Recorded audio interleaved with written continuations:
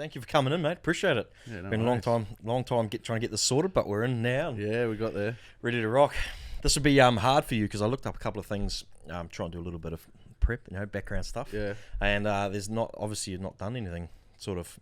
We're not a very outspoken person when it comes to anything like that, like what some of the guys are. Yeah. And nowadays things. So it's probably a little bit different for you, I guess.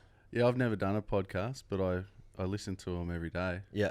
Yeah, Which ones what are they mainly? Sports ones and yeah, a bit of sport. I like a lot of like the crime Yep. stuff. Yeah. True crime, and Australian stuff. And yeah, I'm listening to one at the moment that's like I can't remember the name of it. About the wild ones or something. Yeah. It's like just a guy that's on an adventure in life. It's pretty cool. It's cool pastime, because when you drive a lot, you end up Yeah. wasting time sitting there doing nothing. Yeah, and when I work, I'm out the back. If I'm not in the office, I'm out the back and throw the headphones in and zone out. What do you do out the back there? Basically, like quality control, fit out, finish off the paddle boards that we make, and then just generally like oversee, everything that's going on and make sure things are getting done when they should Working be getting correctly, done. keeping everyone in line. Yeah, trying to. Yeah. That's and they're popular too. Like this one, same thing. It's sort of based effectively around people doing what you're doing. When they're working, just listen to someone, all different people. We've had lots of Ironmen in here, lots of a few guys you probably know. We've got the trifecta of guys I was thinking about today. I was like, geez, I've had almost the top, I don't know, maybe I'm getting close to the top 10 ever, in my opinion, I reckon. So we had Trev, Hendy, Clado, who else do we have? Kai coming up, hopefully, when I can pin him down. Yourself. They've just got a few more to make up. Kane in here too. Okay. So I've got to make up the gambit. We've got a few of them, so I've got a few more to make up yet. Yeah, well, they're all Gold Coast based, so That's what makes it easy. too hard. Yeah, the Sydney boys, I got to wait till they can. Yeah, there's a few internationals, I suppose, that we could throw in there. Yeah. But yeah, so Dolphin, that sort of, how long have you been part of that? Because that was your father's start, wasn't it, really? Yeah, my old man started it. Like he retired. He had a roofing business. Yeah. And he was quite successful in that, and he retired at like 45 and got bored. Yep. And so he went, because he had John Holmes Surfcraft back in the 60s and 70s. Yeah. And was that boards and skis? Yeah. Yeah.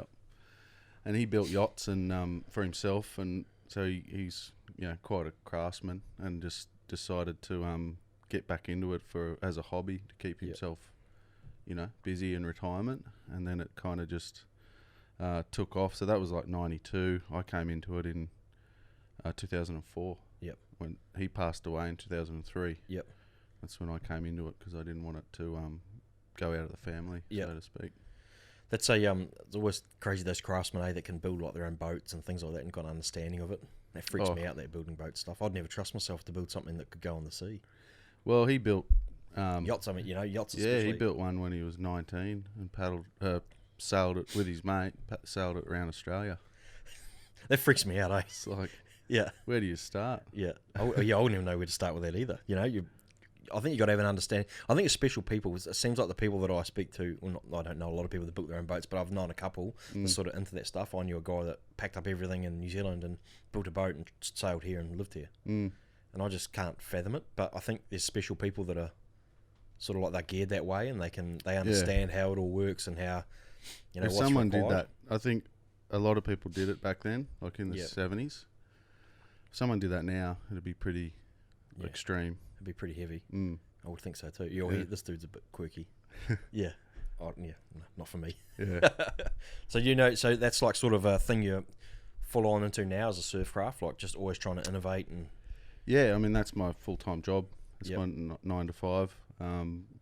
Keeps my hair grey. Yeah, I can imagine. Yeah, so it's it's a bit of a beast now. It's a big business to keep running, but it's successful, and we just come off the Aussie titles, which we actually had our best Aussies ever in terms of sales, and because we missed out last year with the cancellation of the event.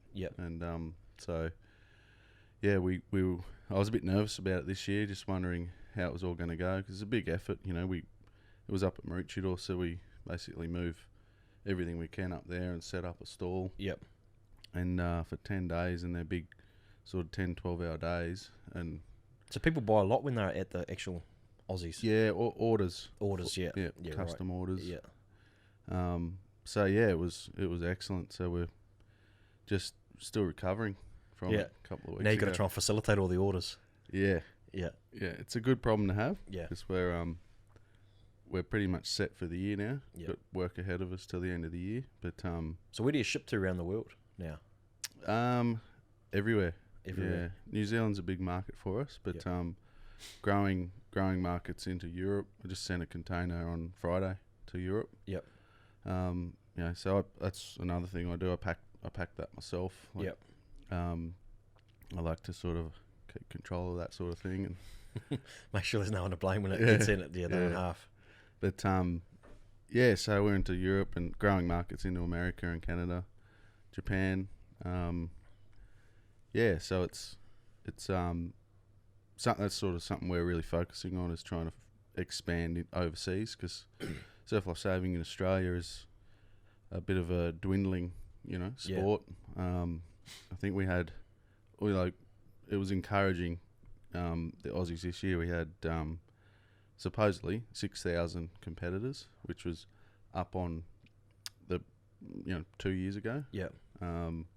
So that's a promising sign. I think the fact that it wasn't on last year probably helped that. People were obsessed trying to get into it. Yeah. starved of the event or the competition. So It's a weird sport in that sense, because it's I don't want to say it's a dying sport, because I don't think it is, but I think that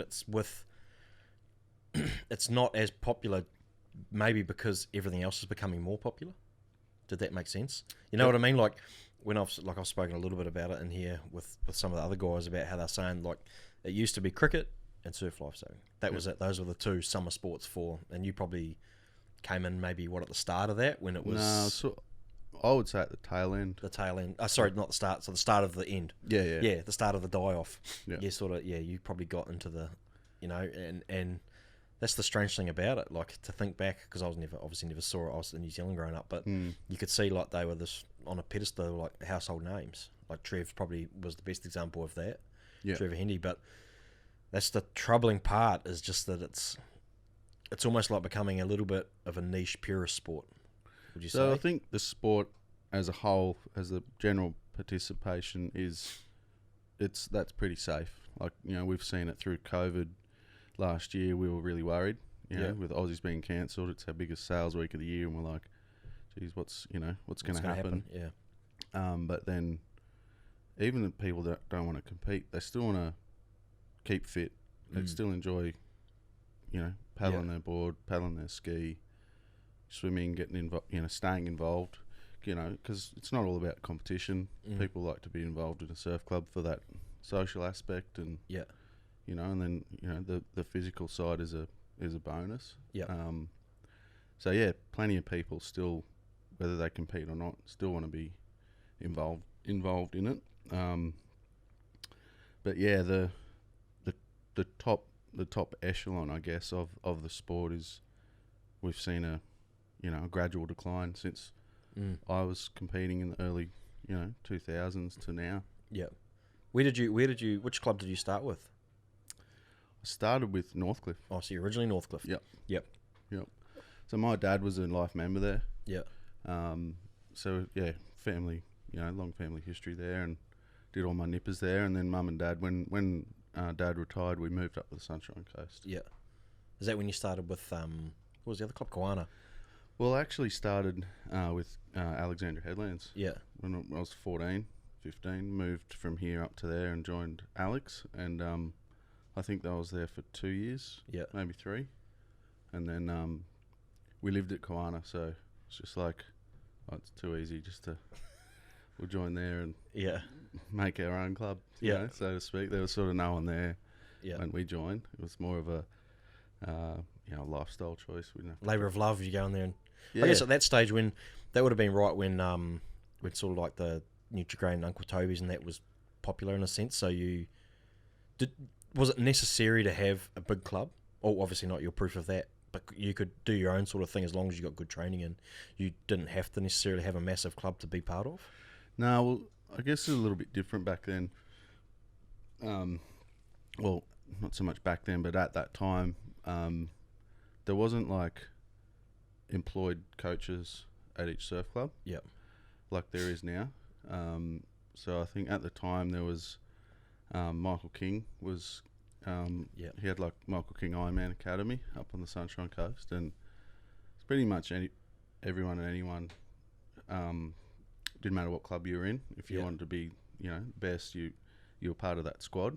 And that's, we used to train. There was people from Noosa to Caloundra, surf clubs, in that squad. Okay, sorry, Carol. Yeah. So in a way, it was brilliant because you had, so many different people all training together, all from different clubs. But then, that when we joined Kawana, we kind of started our own thing with my brother-in-law, Brad Stokes, and just started to do our own thing. And then we built a squad there. And then now you see that there's full-time employed coaches, and you're not allowed to train at that surf club unless you're that's a member. And what's better, do you think? I don't know. They both have their positives, I guess, because, and I understand it. If a club's paying someone, then why should someone from another club benefit?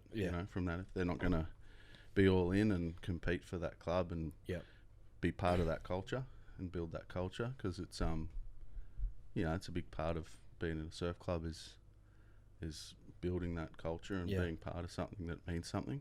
So that happens through success breeds success, I guess. If you've got like yourself and your brother-in-law at a club, and you're successful, people want to come to that club as well. Yeah, because they think that they think they're going to be. Well, they do. That's, I guess, we're one of the. Well, surf lifestyle is one of the some of the only sports where you can be any old Joe Schmo off the street, and generally you can probably train with some of the best people in the world. Can't you really? Like, you can just show up and you're part of that club. You're part of. You can. Yeah, you can do your which bronze. Is cool. Do your bronze, pay your membership, and then you're in. It's one of the cheapest forms of exercise you can get. Yeah. You pay your $120 or whatever it is for a year, and some clubs, you do your patrols, and that qualifies you to go to swimming training, and craft training, all included. Yeah, everything. Which is pretty damn cheap. Yeah, exactly. And so then, obviously Kawana brings people in, and then you get a few stragglers. Like I know a couple of stragglers that showed up there. Yeah. From New Zealand, like Matt Sutton. Yeah. Suts was good. Yeah. Was he though? Yeah. Was he good for morale? Or was he? No, look, he mischief. For both, yeah. Suts was good. I can imagine. Yeah. It was good, but we had some good times. But no, I mean it was a good period. We built that club from nothing. It wasn't a big club by any means. I think we went to the world titles in 2006 and down in Lawn, and we pretty much only had enough members to field a 12-person team. Yeah. And we won it. Yeah. We beat all these big clubs, and we only had 6 guys and 6 girls that we could draw on. Yeah. That's probably one of the cool things is as long as you got the 12 people there, you can be be anyone. You can almost make it out of anyone, couldn't you? That's the best part of it, where the volume of it, like an Aussie's, doesn't necessarily affect success. No, that's where I guess the Worlds does. Yep. I don't even know if it's that they do it that way anymore, because I haven't been involved in the Worlds for a few, the last few titles. Yeah.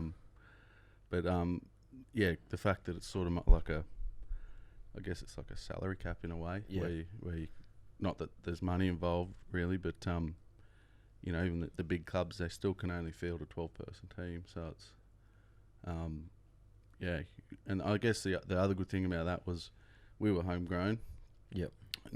We didn't poach anyone from anywhere to build that team. It was just, well, this is who we got. Let's train hard and see how we go. Yeah. So do you like the new concept that they're doing? Because I know it's pretty. There's some people that like it, some people that don't. That new concept with the sort of CrossFit part added to it. Look, it was. Are you a liker or a hater? First off, were you a supporter or I was a supporter. You're a supporter, yeah. Yep. We, so much so that we supported it as a sponsor of my business, and We supplied all the stand-up paddleboards, and I get it as someone who had a career as an Ironman. I didn't necessarily feel that it had to go away from that core Ironman of the 4 disciplines. When you say you didn't think it was necessary, you didn't think it was necessary from a purist point or a from an entertainment point. Mm. Even if like the viewership's dwindling.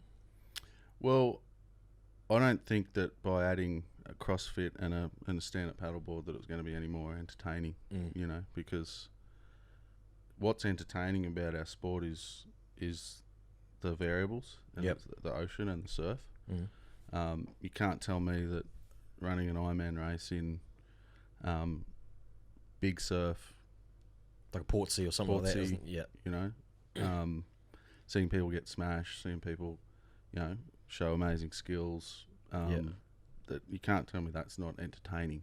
It doesn't matter who you are from what sport. It's exactly. But that's the biggest issue with it, isn't it? Because you can't control there's a certain amount of uncontrollables that you'll never get around. And I guess that's probably what they're trying to do in that sense, is maybe add more disciplines so that it becomes more, because obviously all the parts they added were predominantly land-based, apart from the stand-up paddleboard. So, that's a controllable section of it that they can always do. I don't know what the right answer is for it, Yeah, I mean, I guess on one hand, like Surf Saving had to do something because, it's that old saying, if you keep doing the same thing, you expect a different result. It's the definition of insanity. Yeah, that's it. Yeah. That's it. I was just trying to get to. Yeah, you got there. Yeah. So you had to do something, had to try something. I didn't necessarily think it was going to work, but you had to get behind it and try and support it. There was plenty of people knocking it, and I was there on the day. It was great to watch, but I don't think it was any better, or it certainly wasn't any better to watch than an Ironman race in Big Surf. Yeah, you saw the Shannon X9 event.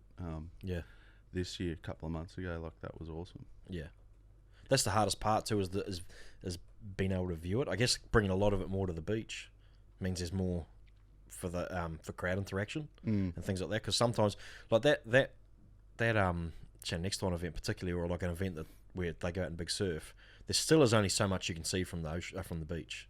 Yeah, it's great to see. You almost need to watch a little bit. It's like going to a boxing match and you're way up in the stands, and you're pretty much watching the TV anyway. So I guess that may be a food for thought. The thing that I guess was frustrating the most, well, not necessarily frustrating, but I thought, is at least they're trying to do something different. At least they're trying to, and then the people people who were maybe not such big fans of it, it's like, well, don't just poo-poo them trying. Actually, if you're going to come up with another solution, that's it. You know what I mean? Like it's all well and good saying, "Oh, that's not a good idea." Well, okay, well, what do you suggest? Yeah, I think a lot of the negativity around it was based on the amount of money that they put into that event. Yeah, and took it out of the Nutrigrain Ironman series. Yeah. So a lot of the top athletes were against it because of that reason. They were like, well, understandably, because that's there. Yeah, 100%. Like, why can't you put that extra money that you've found to put into that event? Yeah. Put it into the main event and make that better. Yeah. I mean, we could talk about this for days. It's just... It goes around in circles, doesn't it, a little bit, because... Yeah, there's so much to it. Like, there's so much that people on the outside don't understand, or don't, because it all comes down to return on investment for the sponsor, and if they're not getting the viewership, because I've always believed in the online like broadcast model. I mean, look at all the sports that rely on that. Surfing's one of them. It's one of the only sports that I watch, follow it religiously, and you get a notification on your phone, it pops up, it's on, and straight away you drop everything. You're watching it, split screen. But as a sponsor that's putting a lot of money in, they may not necessarily get the return on investment they need on that they need from commercial television. Yeah, and that sort of thing. I agree. You go around, it's just frustrating. Yeah. To look at it like, It's such a, like, I love the sport, and I like enjoy watching it, enjoy what everything goes around it, because it's sort of, I know what goes into it. But, and to see it not be that household name anymore is a frustrating thing, because, you know, I look at it like maybe like Test cricket. You know, the purists still watch it, but, you know, it's not as popular as it used to be. But like you said before, I mean, excuse me, yeah, like you said before, back when it was in its heyday, and you had the heroes like Trevor, though there was Ironman and there was cricket, and there was no internet. Yeah, true. Yeah. So like there was no one in Australia had the opportunity to watch anything else. Yeah. And it was just channel what, and no pay 7 TV. and 9, no pay TV. Yeah. No pay TV. So whatever was on free to air was all there was to watch. Yeah. Yeah, I mean, I've talked about it with a number of different people, but I reckon the internet was a major factor. I reckon you need a villain too. You need a villain. Yeah. You need someone who's like there might be one coming through the ranks, I don't know enough about it, but like a real brash, outspoken guy or girl who's really good. And Pooley was a bit like that though. Brash? Like, no, he wasn't. But I'm talking brash. Like that on steroids. Yeah. Like, again, like another couple of levels again where you're like calling people out, and even if it's just for fun, like you need some sort of like reason for people to tune in. That's why Floyd Mayweather's such a good boxer, because they tune into either, not many people tune in to watch him win, most people tune in to watch him lose. Yeah. But as long as they're tuning in, that's all that matters. Yeah, true. But would they tune in if he wasn't making $100 million out of a fight? Well, if he was making 50. He's making that because they're tuning in. So what's what's first? Would they care if he was making $5,000 like an Ironman? Yeah, well, he's exactly. Yeah, I don't know. That's what I reckon anyway. Yeah, need a villain. Someone will come out. Someone will hear this hopefully and be like, I'm going to be that person. Yeah. But you got to back it up. That's the problem. If you don't back it up, then that's true. It's no good coming 14th. No. Talking shit on the start line, because then people just roll their eyes at you and you end up looking like an idiot, like a peanut. Nice. Yeah, which I would have done anyway. If they did that to me, I would have just ignored them. Would you? Yeah. You wouldn't try and intimidate them? No, I don't think so. You don't? No. Try and maybe, I don't know, because you were sort of like, I wouldn't say intimidating, but like being a bigger guy, like more of a, would you consider the way you race more of like a power sort of aspect rather than hugely endurance? I know you won the calling out of gold, so you can't really say that too much, but you'd be one of the bigger guys going around. Well, at the time, and I reckon probably even more so now. Yeah, like Ben Carberry, he's bigger than me. Like he's almost, I think he's 95 kilo or something. I used to race about 90. Yep. But yeah, I was probably 5-10 kilos bigger than the next bloke. Yep. But yeah, I was definitely sprint power based athlete, and don't know how I won that Coolangatta gold, but I did somehow. Pulled it out on the day. Pulled it out, yeah. Oh, that's impressive. That stuff, yeah. Well, I guess that sort of goes against the grain, doesn't it, that you win that? Yeah. Who else was in that race? Was there anyone? Who came second? Nathan Smith came second. Yeah. He's a lot smaller. Yeah, well, maybe not by too much. He'd be low 80s. Yeah. At the time, yeah. But Shannon was winning it. Shannon next time was leading it the whole way till about 5k to go, and Dean Mercer was second. Yeah. Till about 8k to go in the last run. Really? Yeah. Oh, you passed him in the last run? Yeah. That's crazy to think. Isn't Shannon a runner? Yeah. Yeah, I think he just cooked himself. Yeah. Jeez. When I ran past him, because we trained together, you know, pretty good mates, and trained together, pushed each other day in, day out, and I mean, I didn't think I could beat him. Like, I was like, I would have been happy to get on the podium. Yep. Because I was, not a runner. Yeah. And, so you assumed that when you went into that last run, that it's highly likely, if the person who's a better runner than you is ahead of you, that's probably not going to be a great ending for you. Yeah. Or did you always have hope that it was going to? Well, if you go back to I believe the reason I won that race was the conditions on the day. If it was a southerly, I wouldn't have won it. Right. But it was a howling northerly from like 9 a.m. in the morning was when we started. Yep. And so that was when it was that when it was doing it was Surfers back to... Yeah, the traditional... Yeah, the original course. does that mean you had a tailwind? So in we the had ski? we had tailwind ski leg from surface to Coolangatta, and just catching runners the whole way. Yeah. And just having fun, just surfing the whole way down. And so you weren't in much of a pack.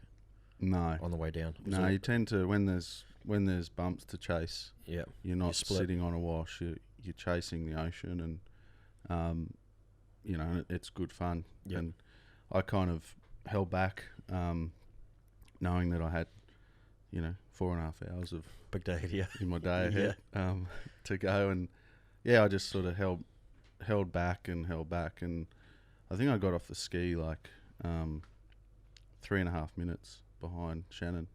Yeah. And then Dean was he wasn't far behind Shannon, and then Nathan Smith was sort of right on my hammer. Yep. That was how we got off the ski, and I was like fresh as a daisy when I got off. Really? Yeah.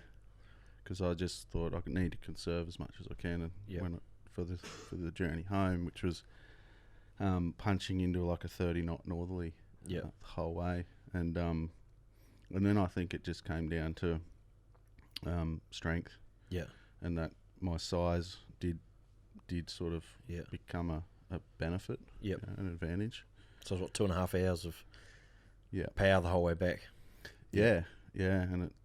I think also that year I'd done the Molokai board race, so that was in the July. Yep. And yeah, so I had that. It took me like 5 hours 40 minutes. So like, I got to the end of the board leg in the Coolangatta Gold, and I was punching into it, and I was like, I've only got 10k to run here. Like I've only got 40 odd minutes to go, and you felt all right? And I was at the what would it have been, like 3.5 45 mark. Yep. And I thought to myself, I've already done 2 hours on this. Yep. In the Molokai, so 40 minutes is nothing. And I'll I got off the board, still feeling pretty fresh. Yep. And I could see Dean Mercer. I could see him. Like he was only probably 500 meters ahead of me, and I just put my head down and just aimed at him. Yeah. And passed him at as we ran over Miami Hill on the way north. Because the run starts from Burleigh. Burleigh, and so you caught him 500 meters within that stretch from Burleigh to North Burleigh. Yeah, just over the hill. Yeah, wow. Back onto when we went back down on the beach. So that's probably only. Shit, you must have been going quick. Just 500 meters ahead of you, and you hauled him in within sort of a couple of k. Yeah, I think I was pretty determined at that point. I was like, determined to win, or just determined to get to him first and foremost. Well, just determined to get to him. Yep. I thought Shannon was gone. Yep. Like as in, going to win. And and then as we passed Dean, I could see Shannon. Another. Could you see him from the hill? I don't remember that. I just remember sort of all I had in my sights was Dean. Once I passed him, then I saw Shannon up ahead, and he was actually like wavering. He was zigzagging. Oh, really? From like ankle deep water up to and then onto the hard sand and then back down. I was like, did not look good. Out of like fatigue, or out of just trying to find an easier line, or I don't know, a bit of both, probably. Yeah, I don't know. And I remember running up behind him, and I could see he was just completely spent. Yeah. And I looked at him and said, "Are you all right?" And he's like, so I looked through me.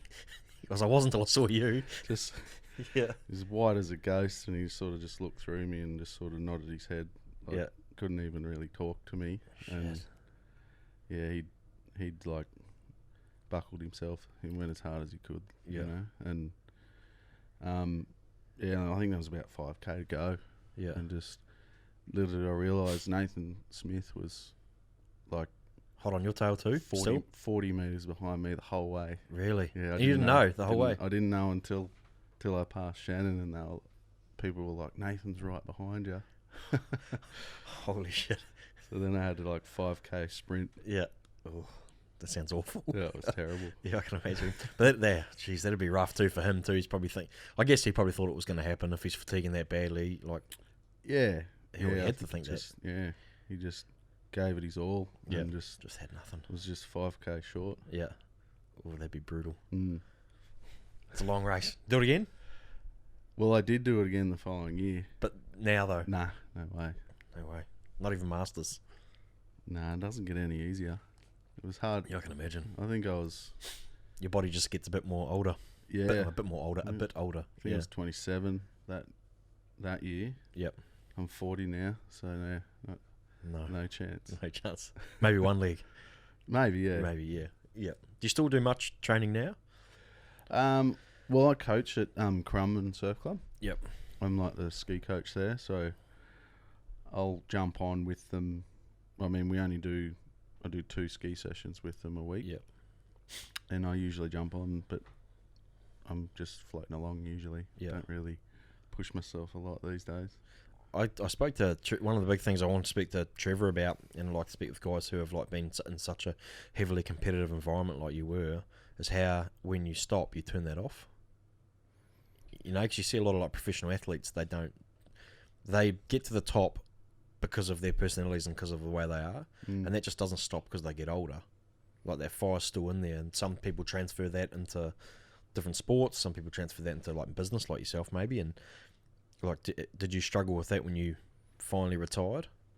Not really. Like when I retired, I was sort of forced to retire at the time through injury. Yeah, had back problems, and I was going to go around at least one more year. Yeah. And then I just had a back operation in the off season. It had complications and basically came. I think it was like August, September, and I was still in a bad way. At that point, I should have had a few months training under my belt. Yep. Pre-season, and just like I didn't want to fade out. You know. Yeah. Be one of these athletes that was at the top and then just slowly fade away without, I wouldn't have done myself justice, and I wouldn't have been satisfied, with that. So decided, well, if I'm not going to be able to keep winning and performing, then pull the pin. And it was the same year that my wife and I had our twin girls. Yeah. So in hindsight, I think I would have been dreaming if I thought I could have done it all. Yeah. That's a tricky period at the start there, isn't it? Yeah. Yeah. I can imagine twins too. Yeah. So it just never, and you just sort of never really wanted to do any other sort of sports? Nah, not really. I mean, I tried to, went through, I had a good break, got my back sort of feeling good again. It took about 12 months. And then, I've trained and kept fit my whole life since I was 5 years old. So I've still got that. I always want to try and keep fit. Although I've let it slide a little bit this year. Yeah, it's pretty easy to. But, you're preaching to the choir here, mate. Don't worry about that. Yeah. It doesn't get any easier as you get older. But but no, I've never sort of had any desire to go on and run a marathon or do something silly like that. It is silly, marathons. Running's just brutal. I don't know how people do it. Well, it depends how you're built. That's right. You're built for it, but I'm certainly not built for a marathon. When you did you ever try for the Olympics? No. Kayaking? No, I thought about it. It was one of those things. I thought long and hard about it and talked to a few people about it. It was around that 2008 games, and to be honest, like after talking to a few people, and they were like, "This is the sacrifice you've got to make. Yeah, you have to give Ironman away, for at least for a year or two before it. To go to these kayak regattas, in the stinking hot and lakes, yeah. And it was just hard because at the time, Ironman was still pretty lucrative for me. Yeah. And so I was like, do I give that away for for the Olympic dream, and potentially not make it, or or keep on this sort of path that decision I made at the time. I did regret it for a while, but now I look back, it's in hindsight, it was probably the right call anyway. Yeah. Yeah. Did you get caught up in the in the Uncle Toby's and Nutrigrain? You would have been probably quite young, I would assume. Yeah. Because you went Nutrigrain, didn't you? I did. Yeah, I never competed in the Uncle Toby's. That wasn't through lack of trying. Yeah. I competed in the Uncle Toby's trial when I was 16. Yep. And I think that year they were taking they took 11 and I got 12th. Yeah. So I was the first one to miss out. And I was 16. I was like, I'll come back next year. Yeah. And then that was the year that Nutrigrain, so that must have been 97.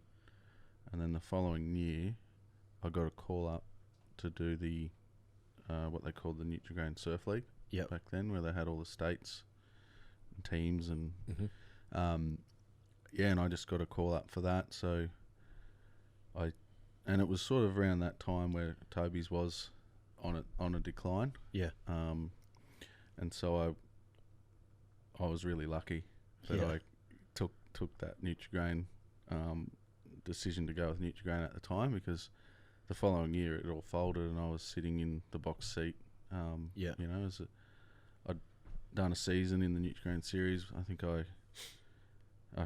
can't really remember now my results, but I did pretty well, and then got a personal contract with Nutrigrain and sort of was locked in there when Uncle Toby's folded. Yeah. And then Nutrigrain was, long-term sponsor. I was with them for, I think it was nearly 18 years that I was, on contract with them, which was amazing. Yeah, even for a few years after I finished, I was still doing some stuff with them. So that was, they were an awesome sponsor. Yeah, product just like appearances and things like that, and involved with the series as well, helping them with the series from an athlete's perspective, and then they did deep water as I remember that couple of trips away that we did with the. That was pretty cool. That thing. It was wasn't one over to the States? Yeah, the first one we did was over to Western Australia. Yeah, and that was amazing. It was like 2 weeks over there, creating these challenges for. Yeah. It was like 6. You didn't do it though, did you? You were hosting it. Yeah, myself and Wes Berg. We kind of created the challenges for them, and then and we sort of facilitated it. It was awesome fun. Yeah, had a ball. Is that the sort of stuff you think? Oh man, I wish I was still going. I could have a crack at this. Yeah. I mean, I wish I had. Yeah, I wish at that time I was still fully fit and had a crack at it. Would that have been right after you retired? That wasn't around your back injury, was it? Yeah, it was after that. After that, yeah. So I think I retired in 2012, and that would have been maybe, I don't know now, 3 or 4 years after that. Yeah. Those are the things that I reckon are cool to do. Yeah. Like involve them, because it's just something extra. Because people look at it and people put Ironman on this pedestal. I think in the general public, and I mean certainly they deserve to be there because of like their abilities in the ocean. Because they look at the ocean, just every average Joe Schmoes look at the ocean as this place that some of them just find it plain terrifying. So the fact that you're out there in the first place is unfathomable to them. But also then again, what you're doing in the ocean, they can't comprehend either. So like you are effectively superheroes of the ocean when you're like, especially that top Ironman class of whatever year it is. They're effectively the best people in the ocean at that time, which is probably pretty true worldwide, with Australia being the strongest competition. Oh, for sure. So like those deep water things like that, when you throw them into situations like that, it's really I think that's awesome to watch. Yeah, it's a little bit more reality TV, which is sort of where everything's going now as well. Yeah. I think I guess it's like any sport, it's hard to compare athletes between different sports, but it would be good to be able to somehow do that, because I think that the Ironmen with their level of fitness and skill would outclass a lot of other athletes, Yeah. Well, I don't even think people understand the volume of training that goes into it either. No. because it's massive. Yeah, Massive. yeah, Yeah. yeah. It's huge. I mean, some Especially might for a say- sport that's not as professional as the others too. Mm. You know? Yeah, some might say that a lot of Ironmen overtrain. You know, I Would you say certainly- that? Yeah, looking back, Yeah. yeah, I think I would probably change the volume of training that I used to do Really? into a bit more quality. Is that because you had a good base to start off with? Probably, Because Yeah. skill goes like it's one of those sports too where skill's massive. yeah, and skills. Well, I mean, every sport skill is massive, but there's a really particular skill in amongst that, and very like lots of different skills too. And which you only really develop as a kid. yeah, You know, if you do it from a young age, Yep. you can't come into it, you know, when you're late teens and think, I'll just train really hard and get fit. yeah. If you haven't got the skills, you know, Then you go to Portsea, and then that's all over. Yeah, you Yeah. just, it's like anything. If you haven't developed that from a young age, it becomes an innate thing that's natural to you, then it never will become, you know, So I don't think it'll ever become natural. What would you do now? Would you just, like you said, take the volume down, make it more quality? Would you add things like a lot more, maybe like weights or different stuff? I Or? never touch weights at all. Yeah. When I was competing and training, I do a little bit now, just because it's something different, Yep. bit of variety. But yeah, I never touched any weight. I never went into a gym at all. But I mean, taking an event like the Coolangatta to Gold, like I trained, you know, I think I worked out, I was around 25 hours a week at the time. And that's across, you know, swimming, running, ski paddling, board paddling. And I just don't think it requires quite that many hours. You know, I think it's... So what would you take out of what would you have taken out of your week then? I would like less. I think swimming's a huge key to Ironman racing. You know, it's where you got to get a huge base. But Is that because it sort of transfers to the other two as well, apart from running? Well, Yeah. it probably transfers to running too, but is that because it's like heavily... If you're a good swimmer and you've got a swimming endurance, you can generally still hop on a ski or board and go okay, yeah, provided you know what you're doing. Yeah, like it's pretty. It's. I mean, you just look at all the good Ironmen that have ever come through have all been good swimmers. There hasn't been many. I mean, there's been a few that average swimmers, but good on craft that have still done pretty well. But yeah, swimming's the key. Like it's and I think that's where it's such a cardio. Yeah. You've got such a cardio base from it that it transfers across into everything else. But I think just the overall general volume of work that I did at sort of aerobic pace. Yeah. I don't think it's necessary to do that much. It's more less volume, more higher quality. Yep. Maybe less prone to injury then, and you know, wearing yourself out. Yeah. That's a big thing. That's a big week, 25 hours. It is. Yeah. I think I worked it out. People were like, "Oh, you won 20 grand for that race." I was like, "Yeah, that's good, hey." And I'm like, "It's all right when you Not an hourly rate, it's not. when you break it down to how many hours I did just in that off season Yeah. before that race. I think it worked out to about $5.20 an hour. Could have made more at McDonald's. Oh. But that's the thing though, like, well, mind you, you get your name on the plaque for the rest of your life. Absolutely, Yeah. And it's not, obviously it's not about the money. Yeah. Because Obviously not. plenty of things you do to make more. Yeah. Yeah. That's like that. Would you have probably that ocean ski tour?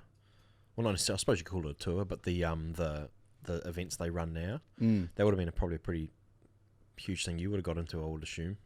Yeah. If it had been as popular back then. Yeah, I did a few of those races just to sort of complement, because a lot of them were in the off season, so it's good sort of pre-season, get a few races under my belt. I did a couple in Sydney and went over to Perth and did a couple. Yeah. But that was shaping up to be, I mean, it was really growing until COVID hit. Yeah. And there was some big events planned. Yep. With some big sponsors last year. But Were you going to do some? I thought about it. Yeah. Yeah, hadn't quite started training for them, but Yeah. it was in the back of my mind. Yes, you might as well go back to kayaking. That's that volume, that real long volume, I suppose you got to do. Mind you, that might transfer to that with doing some more quality sessions rather than the... Yeah. I mean, the downwind races appeal to me. Yeah. I'd only ever do downwind races. I wouldn't. Yeah. You wouldn't catch me slogging it out around a course. Yeah. It's just too hard. Yeah. So what would you consider was your highlight of your Ironman career? What do you look back on most fondly? Like results wise, or Yeah, well, anything. yeah. Best result. Well, I guess the Coolangatta goal was a big one because no one expected me to win it, and neither did I myself. You know, it was a bit of a surprise packet. So, and it's such a hard one to win. Because you've won everything, haven't you? Yeah. There's not a lot you haven't. What haven't you won? That'd be a shorter list, wouldn't it? In Ironman races, yeah, And yeah, open, yeah. craft, everything, individual races. The only thing I haven't won at an Australian title is the single ski and the double ski, Everything else you've won. apart from the beach stuff. You got to look back on that pretty fondly, surely, Yeah, and because that's not easy. yeah, and I mean the single ski's a hard one. I have had a crack at it a few times. Isn't there like 400 competitors? Used to be. Yeah. Yeah, I think there was 168 this year. Yeah. Oh, could have been a good year to have a crack. Yeah, I know. Yeah. Nah, not in that flat stuff. Yeah. It's too flat. Double ski and single ski, and that's it. Everything else. Yeah, I think there's been a few new events added. Yeah. Like that weren't there when I was sort of at my peak. Like a rescue tube. Yeah. Rescue tube rescue, something Do you win like the belt? Yeah. Won the belt. Yeah. It was sort of a thing that I was trying to get through. Yeah. Trying to tick them all off. And the ski just eluded you. Yeah, I think the closest I came was like 7th. Yeah. And there was like Olympic kayakers in that race. I was going to say, because that skis that, I mean, I guess that Aussies, everything's, the specialists all come out, don't they? Yeah. Because that's the creme de la creme. So to be an Ironman, you're sort of dabbling in an arena where you're not really That's it. supposed to win, I suppose, would you say? Just because it's such a kayak-heavy event. Yeah, it is. This Ironman are favoured to win like surf races unless you've got an Olympic swimmer in there. Yep. Same with the board races. Yep. But ski, hasn't been too many Ironmen win a ski race. Could you have had a crack at the 2K? Oh no, That's awful. That's got to be the most awful race on the calendar, eh? That thing just looks awful. yeah. Every time I see people doing that, I think, why would you want to do that? You got to be built like a greyhound. Yeah. Run A that. lot of the Ironmans nowadays, I think, would probably go all right. A few of them would, yeah. Yeah. Yeah. Yeah. But there's still some specialist runners Yep. around that would, like, run at triathlon, Yeah. triathlon pace. They come in just through that one race. Yeah. Those beaches are different people anyway, I reckon. Spent 3 hours warming up for a 10-second race. Yeah, but, It's their specialty, I guess. that's it. They're good to watch. Have you seen any of those run-swim races? I go on about them a lot in here. I like them. I reckon they're wicked. Which ones are you talking about? There's one that they do in New Zealand. It's called... there's one they do in Sydney too, called the Beach something. It's like a run-swim race where they swim with paddles. You swim with paddles and you swim with your shoes on. Oh, right, no. And then you run and you go through the whole one in Wanaka. Yeah. And then one in Bay of Islands as well. It's like an Okay. English company that come over and do it. Haven't seen it. Yeah, it's called the Brecca, Breca. Okay. I'll send you a link with me. Yeah, it's pretty cool. I think if Ironman guys decided to do it, like if someone, say for example, they cut your 2-person team. Mm. If like say Ellie Day and Kane Eckstein decided to do it, so they win it by a country mile. Yeah, the I distant think second, just because of purely the swim. yeah, the swim is what is lacking big time, and then they can run like the wind too. Those two blokes, so Yeah. it's probably a piece of cake for them. Yeah. Yeah, but there's all sorts of different events like that coming out now that would have been, Yeah. would have been awesome for you guys. Yeah. Yeah, there's... especially if you're a professional athlete. Like, Yeah. You're always looking for something to do. Yeah, something extra. Yeah. So back to the highlights.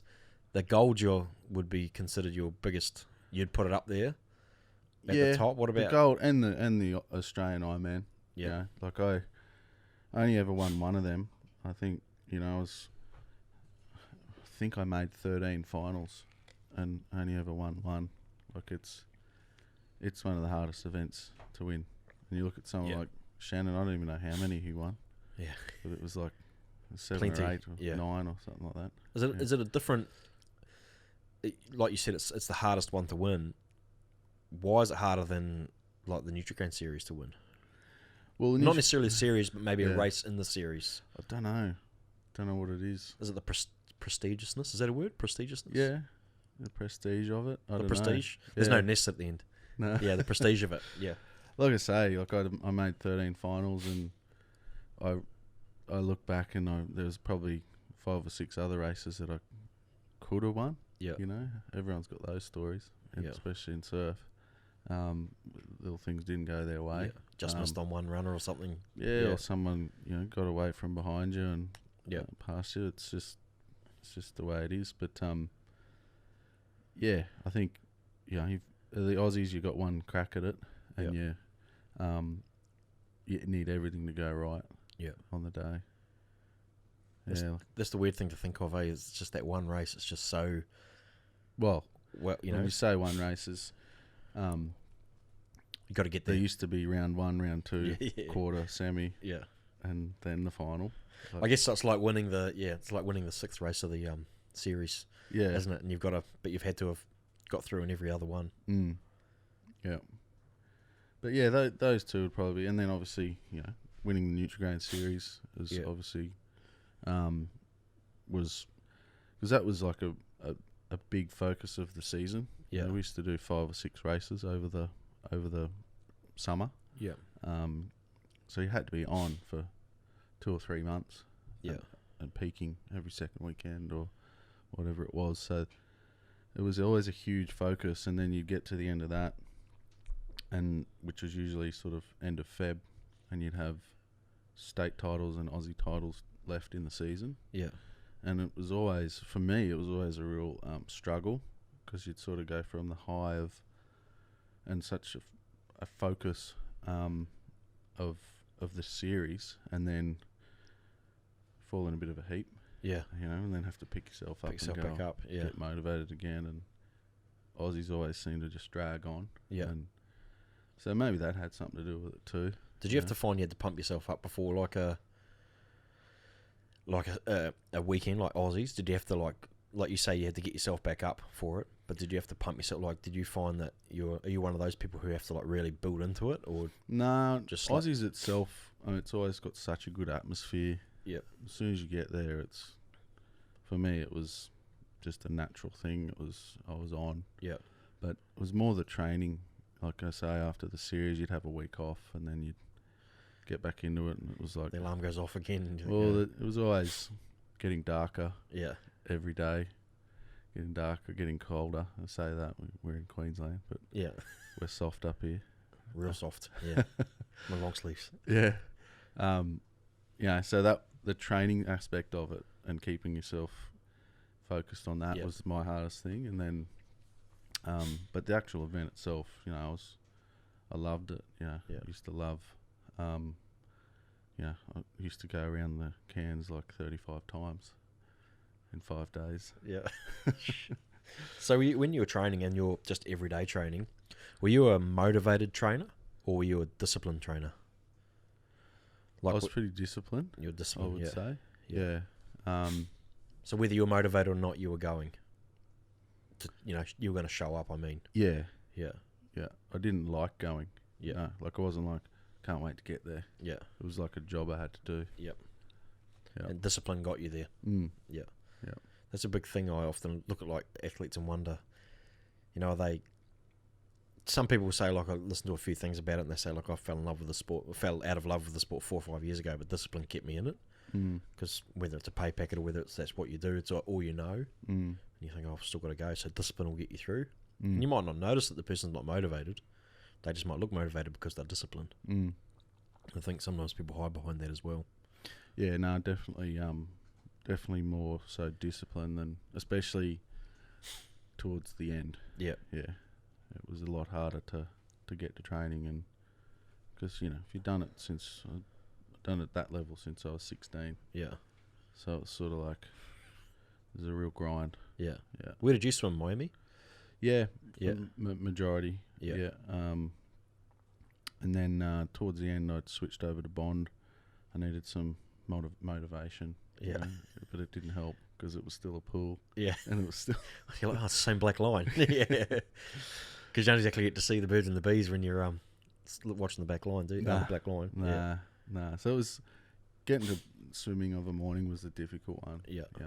Always, love the ocean. So going in the afternoon to the surf club and training with, and it's more social. Yeah. Too, and when you're above the water. Yeah. And in the ocean didn't require a lot of motivation, but getting out of bed in the morning and driving to the pool. Towards the end, there was a few occasions where I'd pull up in the car park and just didn't get out of the car. Just went home? No, just start it back up and go have a coffee. I guess you get to a level 2 and you think, oh, I'll beat those guys anyway. What does it matter? What's one session? Yeah, you can get away with that for a little while. Yeah. And then rely on experience and your base, your foundation. Yeah. But you get found out after a while. Yeah, I can imagine.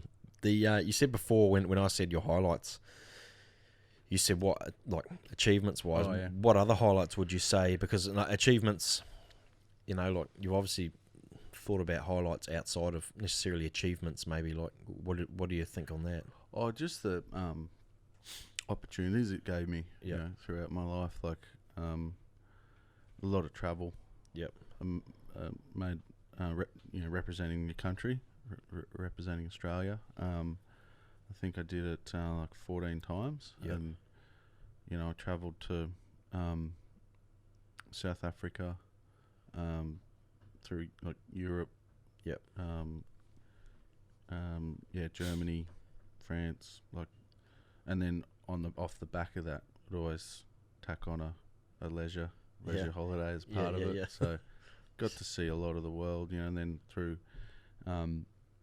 parts of Asia, Japan, and then America. Yep. Yeah, obviously New Zealand, and it's just awesome. Yeah. And the people you meet and lifelong friends you make over that time, and so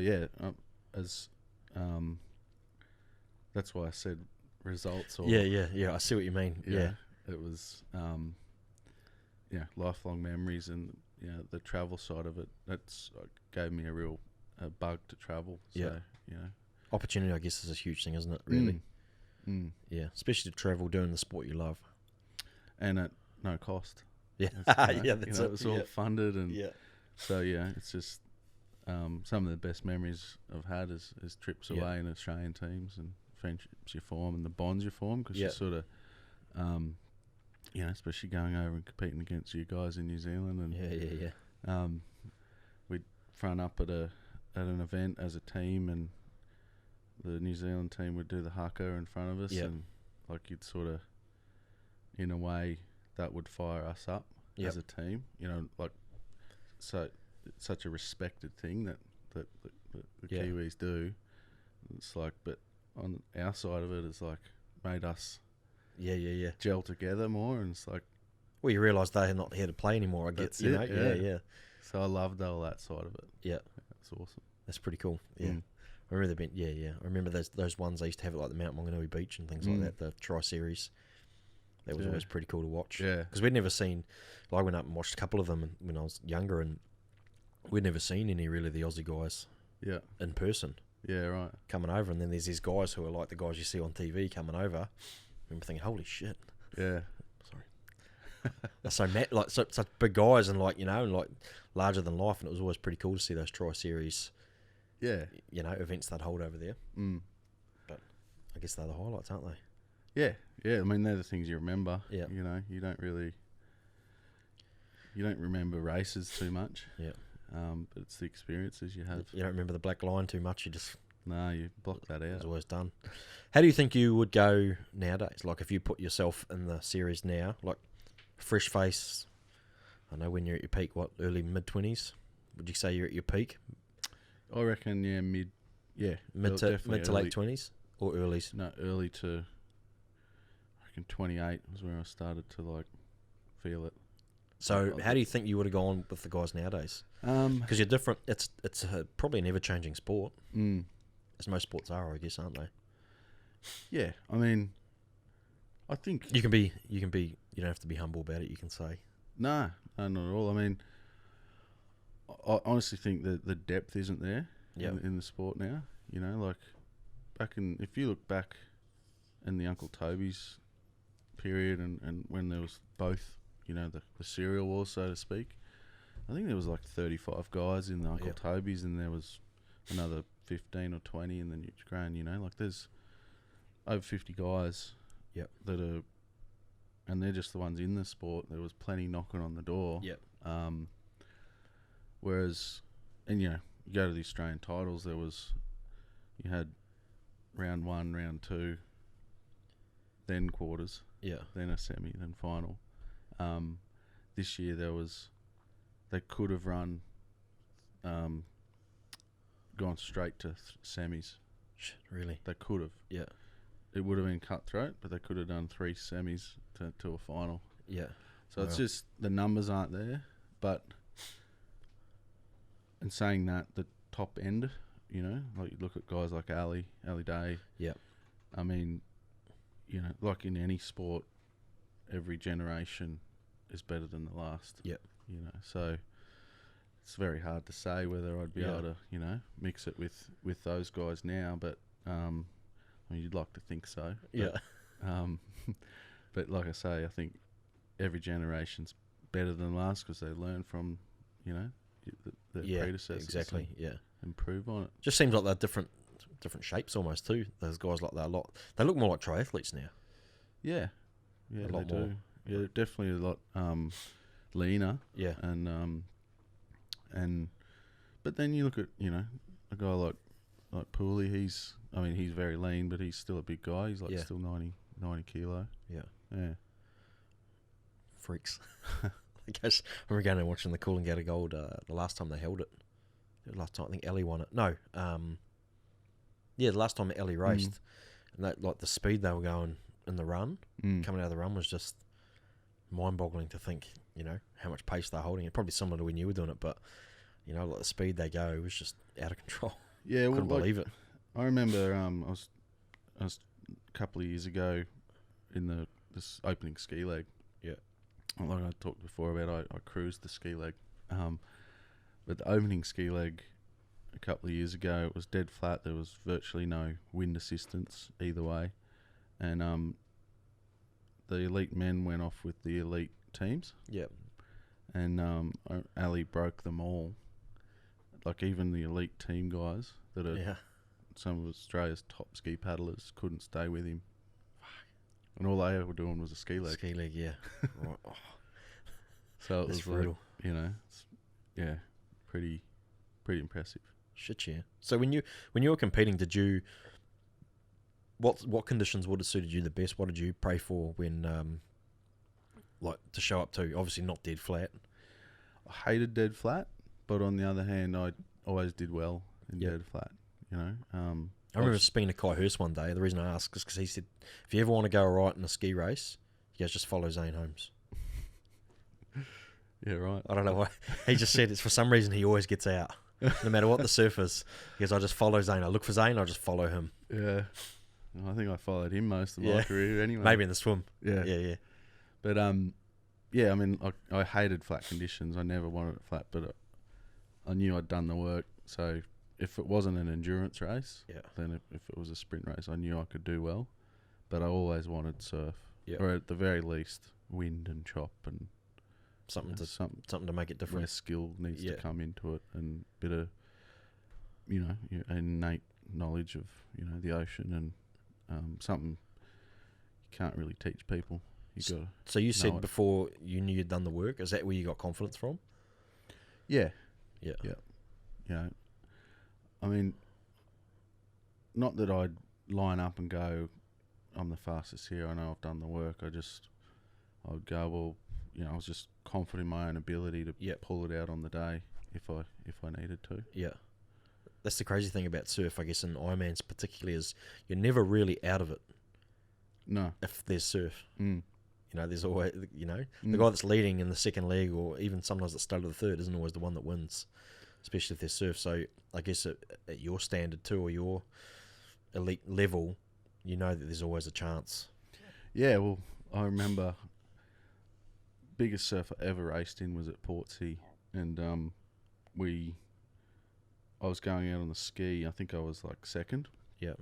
And it was huge. It was like, I don't know, 10 to 12, maybe 15 feet. Yeah. And like paddling out was just like a block of flats coming at you with the white water just stacked. Yeah. And almost out. And I remember myself and Luke Richmond were close to each other, and we had to roll. And we both lost this monster set came, both ripped our skis out of our hands. No chance of holding it, really. Nah. Yeah. And anyway, I was like, oh, my race is over. It's done. Yeah. And I swam back to the beach, and my handler, which is my brother-in-law, Brad Stokes, he was like, I'm like, oh, I've blown it. And he's like, nah, no one's out yet. Every single person's lost their ski. Not one person held onto their ski. Nice. So I was like, oh, really? Yeah. Sweet. So got back on, and next time out, got out, and, you know, I think I came second in that race. We're like scattered toothpicks all along the beachfront, wouldn't it? That's it. There were skis broken in half. Yeah. This guys, you know, yeah, it was... Did you always take two skis to Portsea? Sometimes, yeah. Yeah. I always used to try, but, you know, it was always limited space on the trailer. Yeah. And you could usually sneak a second board in, but I always used to take a second paddle. Yeah. Yeah. Leave it on the start line, like, you know, near the start line. That's such a heavy place, though, that Portsea. Like, you come down that Yeah. hill and you can see it all. Yeah, it's awesome. Yeah. Awesome. Is that how when you saw it that day, was it awesome? Yeah. Or was that, oh, it's on here? Were you one of the blokes that got nervous, or did you get excited? I used to get excited, and the only reason I used to get nervous was I knew how much it was going to hurt. Yeah. So if it was flat... That seems strange. I used to get excited because I knew how much it was going to hurt. No. I used to get nervous. Oh, nervous, sorry, because I knew how much. Oh, I thought you said excited. No, I used to get... like, Jesus. If there was big surf, my nerves used to go away, because I knew that it came down to skill and strength, and the fitness side of it wasn't really a factor. Yeah. And obviously there's a lot more luck involved, but nerves, my level of nerves used to be based on how much pain I thought I was going to have to put myself through. That sounds awful. You never did what Clay did and just get yourself written off the night before and show up there hungover? Never. You never raced hungover? No. Good. Never, ever. Yeah, Clay, I don't know how he does it. He's a different bloke, that guy. Well, I don't think he does anymore. But we've had these conversations quite a lot. Yeah. He used to be the guy that used to be joking around on the start line and jumping around and getting in your face, and I'd just be like, "Get out of my face!" Yeah. You know, I just have the blinkers on and don't talk to me. Yeah. Don't come near me. Like, you're my enemy. Really? Yeah. Is that competitiveness, or is that just what you had to do? Both. Both, yeah. Yeah. So no one was your friend on that start line? No way. Really? No. Like, I see the guys now, and see them racing, and they're laughing and joking, talking to each other on the start line, and I'm like, just couldn't do that. I was there to do a job, and that was to beat every one of them. Yeah. And I was like, you weren't my friend until the race finished. Until the race finishes. And it was all... Well, how long before the actual race did that start, though? Oh, like... Especially if you're at a competition, there could be, especially Aussies or something, there could be... Yeah, that was a bit different. You just stay away from people. Yeah. I mean, not that I tried to avoid people. I guess it was more so like when they called the race. Yeah. Leave you alone. Yeah, leave me alone. As soon as they called it, yeah, it's like, all right, got to get my head on here. Did that rub anyone up the wrong way in the series? Probably. Didn't matter. I didn't care. Maybe you were the villain. Maybe you were the perfect bloke. Yeah, I just didn't really like the limelight, so to speak. Was that tricky for you, not wanting to like the limelight? Because they always wanted to do interviews and things like that, or do you just have to do it because again that's just what was required? Interviews weren't an issue. I guess it was more that I'd be hopeless these days with social media and all that, because unless you blow your own trumpet, no one's going to hear you these days. Whereas, I was not that guy. I wasn't out there blowing my own trumpet. Yeah. Just tried to let my racing do the talking. Yeah. And that was all I really focused on. And I like that whole "it's not my friend" because I look at people like that and think, man, they're a lot chummy for people who are going to go hammer and tongs at each other. Yeah. Like I think that's what I was sort of known for too. Yeah. It's been a bit Prickly? bit Iceman. Iceman. That's a better one. Prickly's not as good. Iceman. Yeah, I like it. Well, I've taken up enough of your time today. I know we've got a guest here. She's probably over her iPad by now. She hasn't looked at it once. She's just been listening. Oh, have you been listening? Yeah. Talk about himself. Bro doesn't talk about himself very much. He was the king back in the day.